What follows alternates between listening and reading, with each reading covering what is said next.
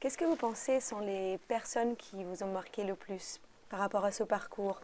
Qu'est-ce qui a donné ce côté visionnaire, je regarde, je manage, l'esprit entrepreneurial? Qui sont les personnes qui vous ont inspiré peut-être aussi? Alors, je pense que indirectement, mon grand-père maternel était entrepreneur déjà. Ah oui. Voilà. Donc, dans un tout autre domaine, parce qu'il était diamantaire. Hein.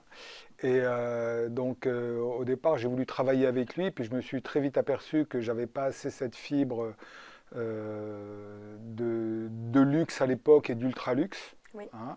Donc lui, ça m'a beaucoup inspiré. Ensuite, je pense que tous les gens que j'ai rencontrés dans la publicité, Michel Cacot, des gens, Constance Binquet, qui est aujourd'hui la patronne du groupe Lagardère, qui je peux dire encore, Georges Plassat bien entendu, une autre personne comme Jacques Vera aujourd'hui, c'est des gens qui sont tous entrepreneurs Oui. hein, ou intrapreneurs. Hein, Oui. c'est-à-dire que c'est des gens qui dirigent des entreprises, mais même si ce n'est pas la leur, je veux dire intrinsèquement, ils la gèrent comme si c'était la leur, avec tellement de passion et tellement d'envie.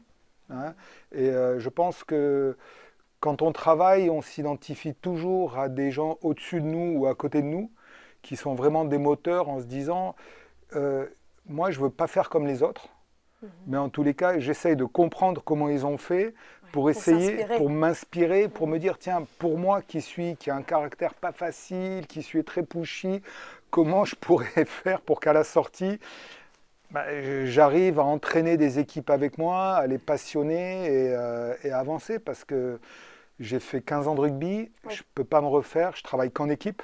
Oui. Hein. Même si j'étais à l'époque capitaine d'équipe, voilà, je suis toujours capitaine d'équipe, quoi. Donc intrinsèquement, c'est Et ce toujours qui dans me cette motive. compétition, mais une compétition qui amène à un but, qui a une vision, une stratégie. Enfin, c'est toujours Ouais. Alors, avec vous. Ouais. Alors moi, comme je dis, je suis un peu mégalo. Hein. Moi, je veux être le meilleur du monde. Dans mon métier, je veux être le meilleur et je m'inspire des plus grands et en me disant comment je fais pour être le meilleur dans mon domaine, hein, dans une toute petite échelle, mais comment je fais pour être le meilleur. C'est ça le but. J'adore. Donc du coup, parlons un petit peu, justement, vous avez mentionné les échecs, ou peut-être Oui, il y en a eu, des moments que vous peut-être regrettez ou pas, mais parlons un petit peu de cette partie un petit peu plus vulnérable, de comment vous êtes sorti de ces moments un petit peu plus difficiles. Est-ce qu'il y avait des doutes, des insécurités? Tout le temps. Tout le temps. Ah oui. Tous les jours. J'ai des doutes tous les jours.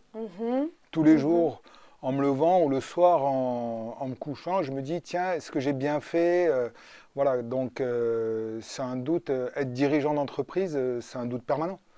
Est-ce que j'ai bien managé mes équipes aujourd'hui? Est-ce que j'ai pas été trop comme ci ou trop comme ça? Est-ce que j'ai pas été extrême? Ou l'inverse, est-ce que j'ai pas assez poussé les équipes? Est-ce que c'était trop gentil? Est-ce que c'était gentil ou trop directif? Oui. Vous voyez, donc ça c'est voilà. Et je dirais pas que je pense que j'ai pas eu d'échec dans ma vie, j'ai fait des erreurs. C'est pas la même chose parce que je pense que de l'échec, je sais pas si on se relève ou pas, il y a souvent des gens qui disent tomber 7, se relever 8, mais en tous les cas, des erreurs j'en ai fait et beaucoup quoi. Et heureusement que j'en ai fait beaucoup parce que si j'en avais pas fait, en fait je pense que je serais pas là où je suis. Et donc j'ai appris, je sais pas, je peux vous dire que une année dans le textile chez Chevignon par exemple, on avait commandé énormément de cuir, de blousons, parce que on avait la certitude que ça allait marcher et tout ça, et on a pris le mur, quoi. On s'est planté. Donc voilà, voilà. Et ce qui est bien, je trouve, dans l'erreur, c'est que on cherche tout de suite la solution. Et on se dit, voilà, est-ce que je pense que ce que m'a appris tous ces métiers-là, que ce soit dans le textile, dans la pâtisserie, dans la publicité, dans tout ça, c'est qu'il faut, entre guillemets, dans la vie, limiter les risques, pas en prendre plusieurs à la fois, et surtout avoir des plans B, mais des plans C, des plans D, et en fait avoir toujours plusieurs plans à la fois, parce que le premier plan sur lequel vous dites banco, ça va y aller, ça va cartonner, c'est jamais celui qui marche. Il faut toujours.